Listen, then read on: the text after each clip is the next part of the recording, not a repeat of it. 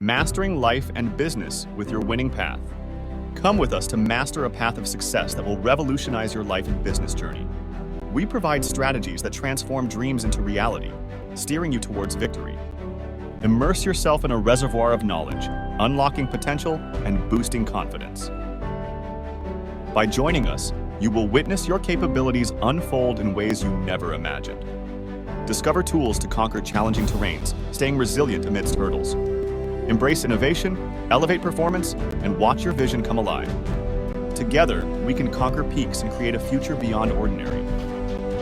So, start your journey with Innovate to Elevate today.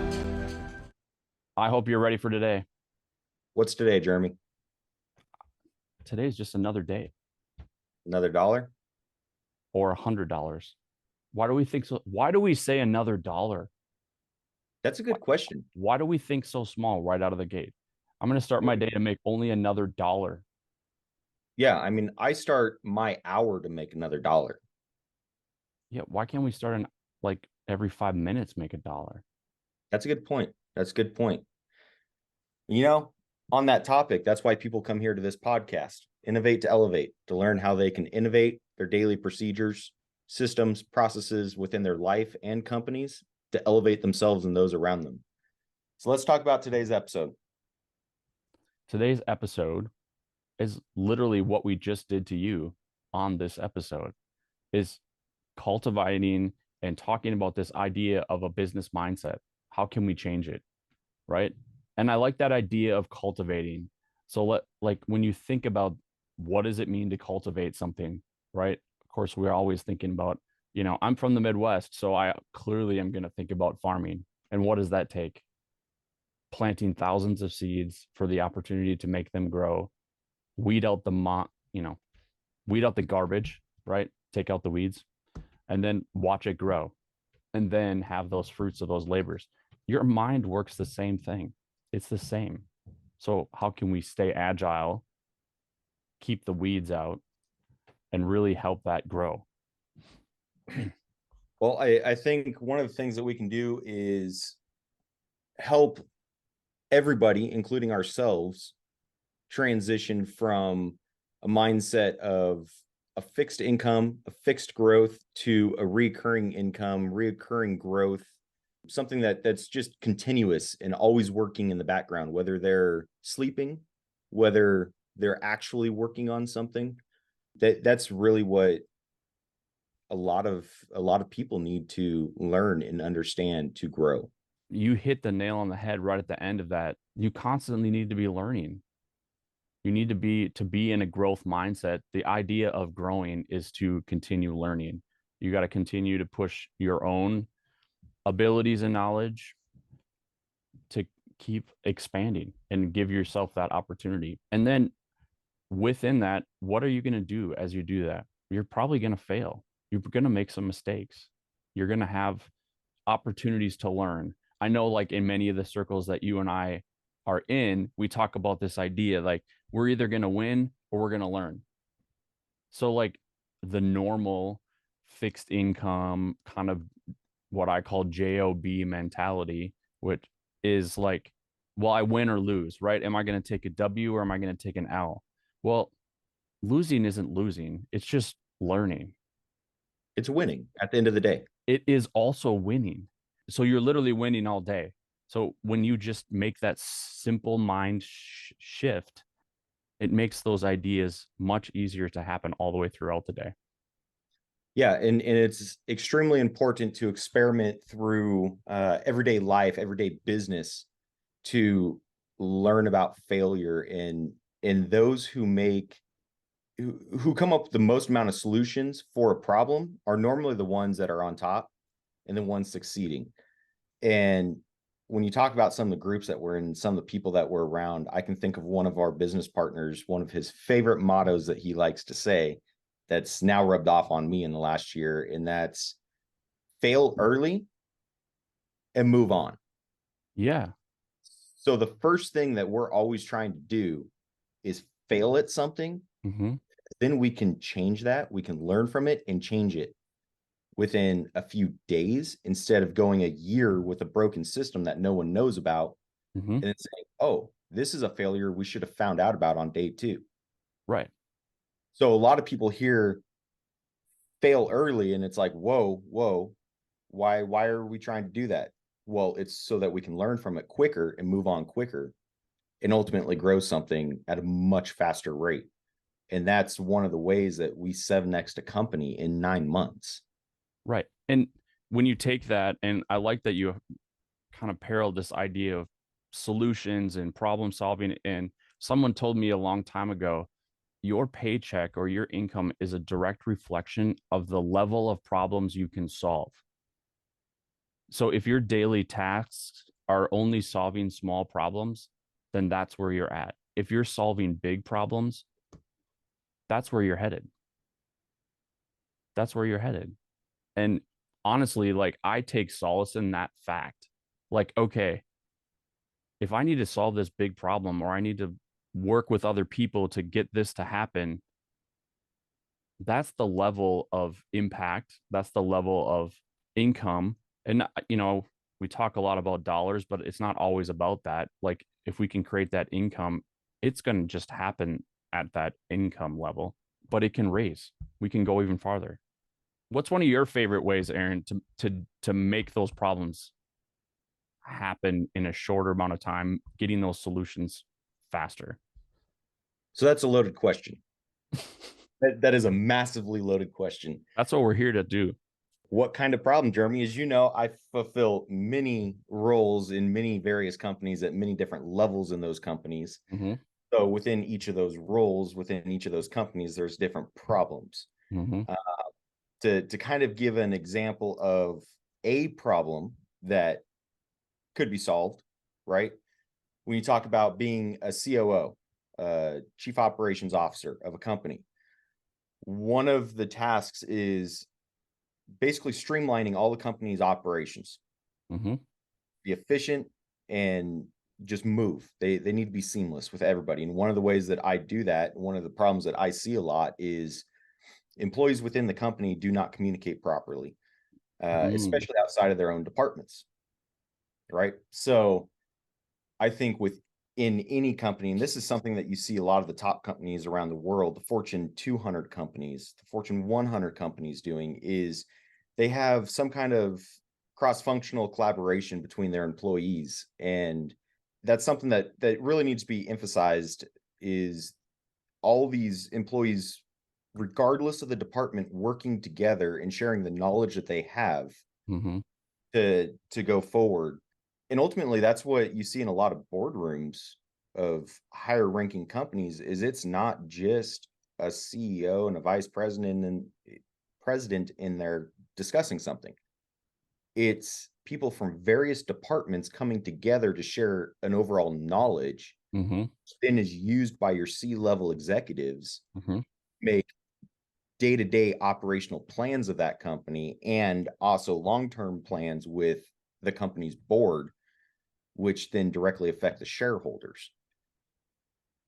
Right. And inside of that is really talking about keeping that regular line of communication happening. You know what I mean? It's not just the quarterly board meeting or the monthly board meeting, right? It's having that open communication, giving, and more importantly, receiving feedback. Some people forget that part. They always want to give the feedback, but we also need to be able to receive that feedback and keep that that communication open at all levels of the company, right? And I like, as a CEO or COO, you can create those lines of communication. And how does that happen? So that it's efficient and people aren't breaking that. So we make sure that it's kind of following that space, follow those channels. But if it's seamless from top to bottom, it runs more efficiently, and people are still able to dive in, give their insight and feedback, because, like you said, everybody has their own knowledge base and talents that they're bringing to that table, and it takes all of them, not just a couple of them. So talk about the feedback that you were just talking about. I mean, it's extremely important to understand the feedback within the company and how it feeds down, or it feeds from the bottom to the top to the bottom. Because when you have that seamless transition with everybody, you can really become super responsive to market shifts. Mm, And in any company, if you want to 4x company, 5x company, 6x company in a short period of time, you need to be able to move with the markets. And I'm not talking the stock markets. I'm not talking about 4x markets. I'm just talking your vertical as a specific at the end of the day.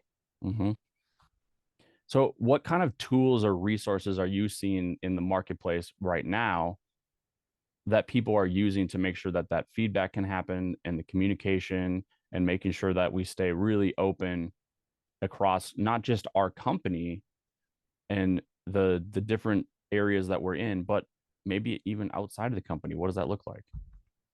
Yeah, so there's many different platforms that you can use for open communication, whether it's internally or externally. And when I say that, these same lines of communication can also be used for encrypted talks. Whether you're talking to a government agency or you're talking to a private agency.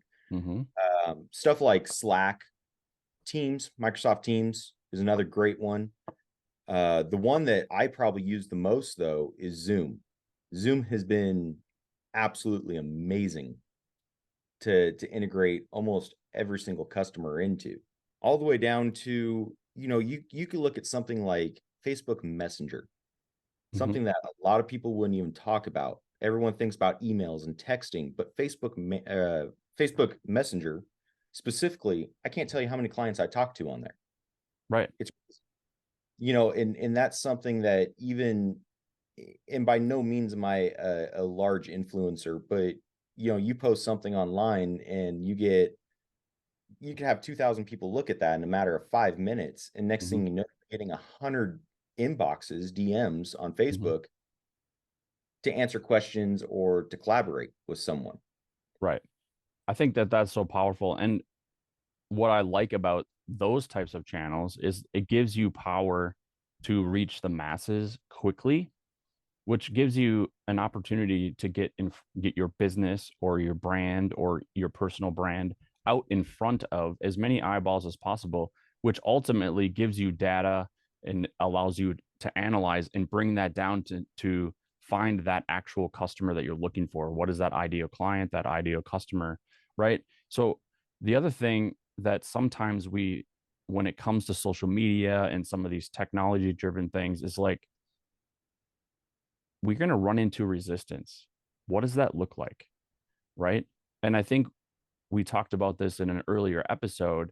It's just like you have to find and give people opportunities to get past that resistance to change, open the communication, educate them. Why is this a value to the company, or why is this a value to you? And get them through that and help them through that, because not everybody's going to love it, right? Not everybody is in a space like you and I, Aaron, where we see these new things and like we're all over it. We're diving into the research, we're trying it, we're failing fast, right? We're trying all these things so we can learn as quickly as possible so that we can continue to stack the wins. I was at a business summit very recently, within the last week, and somebody who we both know well and respect, Sammy Knight, was talking about this idea that he's had a lot of wins and he's had a lot of things go really, really well. But what he's also had is 10x of that: failures, mistakes, opportunities to learn, things that didn't go well that he could learn from and then implement the next time he built another business. Right. And there's so much truth behind that. I literally just had that conversation with someone the other day. We were talking about entrepreneurship as a whole and talking about some of the serial entrepreneurship that I do. Mm-hmm. And one of the things that I had said to them that surprised them was, in the last 2 years, I've had two companies fail. And it wasn't necessarily from lack of trying or lack of not wanting it. Ultimately, it was a lack of knowledge on my part within that industry. And from that lack of knowledge, failed quick, Mm-hmm. got back on the horse. And one of those companies was basically reinstated and is now doing pretty well. Right. So you can come back to it. 100%. It's easier to bury a hatchet and come back to it than to put, keep putting blood on that hatchet and not being able to bury it. Right. Let it sit there, then go back and sharpen it. Yeah. And one thing that I am going to drop real quick, and it's on the topic earlier of basically being resilient to change, is so many people don't want to do podcasts nowadays. So many people don't want to do social media. They don't believe in it. One thing that I have also seen that is extremely beneficial is when you do podcasts, not only are you putting them on social media platforms and places like YouTube. YouTube now has a podcasting section to it, but you're also uploading them to Spotify. Mm-hmm. You're uploading them to other services like Spotify, into the Apple Podcasts, whatever it might be. And the great thing about that is there are some people that don't get onto YouTube, that don't get onto Facebook. I know them personally, Mm-hmm. but they listen to Spotify. Right. So now your brand is touching those people that you wouldn't have touched anyways. I just wanted to throw that knowledge in there. Right. And I think part of understanding how the human mindset works, right? And you just described it to a T. There are certain people like will refuse to go on Facebook. They refuse to go on YouTube. For it doesn't matter their reasoning. That's just not where they're going to be. So if you want to go where your customers, clients, whatever, where they are, you have to meet them where they are. And so a podcast is a perfect opportunity to become an authority in what you're doing, because you can reach all of those audience in all of those spaces and give them an opportunity to find you. And I couldn't agree with that more. So when we look at this whole podcast, what, besides just the knowledge that's been here, what are some strategies that you could think of that would foster continuous improvement on someone's life and or business? I think one of the things, and I use this a lot, is just reflect on what you've done. And people really forget to do this part, right? Especially when they lose or they learn, right? You can learn by, okay, well, that didn't work. The next question needs to be, why didn't it work? And then what part didn't work, right? So we need to go back. We need to assess that to know how to really either learn the lesson or fix whatever if it's a process, how do we fix that process? If it's people, how do we help those people grow or help them grow away, right? That's a thing too. We don't want to keep them in the space. And then as you do those, celebrate those milestones like, okay, cool, we solved that problem. Even though we failed over here, we learned, we adjusted, we pivoted. In some cases, you might even disrupt your whole system. You might, this really doesn't work, right? Like you talked about, like, I'm going to bury that hatchet for a minute. I'll come back to it. Then we fix it. We can reflect on that why, go back and then improve it and make it even better, right? You revived a company. You brought it back because you're like, oh, well, it just didn't work back here. And now you can see all the reasons it didn't work and bring it back and be like, okay, well, now let's put it on this new path and let it run its course under this sort of idea, and then keep celebrating as it grows. And it doesn't have to be huge milestones. That, make it incremental, make it small, celebrate those little wins. A lot of people in the performance coaching space or business coaching space, they kind of talk about this idea of stacking wins, right? If we want to win all day, you kind of stack these little wins, keep growing, and give yourself opportunities all day. Otherwise, what are you fighting for? Otherwise, you're looking for the negative. So recapping on it, it's about setting small milestones as well as large milestones. And I know that's something that I use in my day-to-day businesses is I set daily achievable goals. I set weekly, monthly, and then normally somewhere around the 3-year mark, 5-year mark, and 10-year mark are the goals that I'm setting. I mean, Sounds like a seems powerful COO right there. Somebody who's got a strategy plan that's putting it into action. you know, but that's with anybody in any executive role, in a C-level role, should be doing that, whether it's a COO, CEO, CFO. It doesn't really matter. It all applies. And ultimately, I think it also applies to supervisors at the end of the day, because the supervisors need to be doing that kind of stuff to make sure that you're hitting those goals that someone else is setting for a company. Right. I think that's just the power of continuing to have these types of conversations, being aware of what's going on. If you're liking this sort of idea of a disruptive dialogue and you're enjoying what you hear, click like. If you don't like it, do us a favor, click dislike or thumbs down. Please don't subscribe. We're trying to grow our analytics and we're trying to grow what we're doing. We're doing exactly what we're saying. So if you don't like it, don't subscribe. If you do, please do like it, subscribe, share it, give it to somebody that might need a win today, right? And we're going to be exploring some ideas coming up that I think you're really going to enjoy. We alluded to it last time, but kind of just the idea of transforming, automating your business systems, putting strategies in place that you can actually take action to.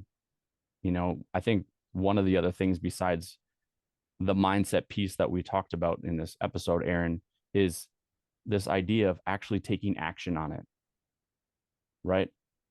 I couldn't agree with that more. We could read and we can learn and we can gain knowledge, but if we do nothing with that knowledge, we don't actually take the action to go out and fail fast and then learn, where are we really going? Well, you're going backwards at the end of the day. Exactly. So cool. Well, I think that's a wrap on this one, and catch us on some of our next podcasts, and go check out some of our last podcasts, disruptive business models. I mean, you talked about it in some of the closing statements prior, and learn, elevate yourself. Mastering life and business with your winning path. Come with us to master a path of success that will revolutionize your life and business journey. We provide strategies that transform dreams into reality, steering you towards victory. Immerse yourself in a reservoir of knowledge, unlocking potential and boosting confidence. By joining us, you will witness your capabilities unfold in ways you never imagined. Discover tools to conquer challenging terrains, staying resilient amidst hurdles. Embrace innovation, elevate performance, and watch your vision come alive.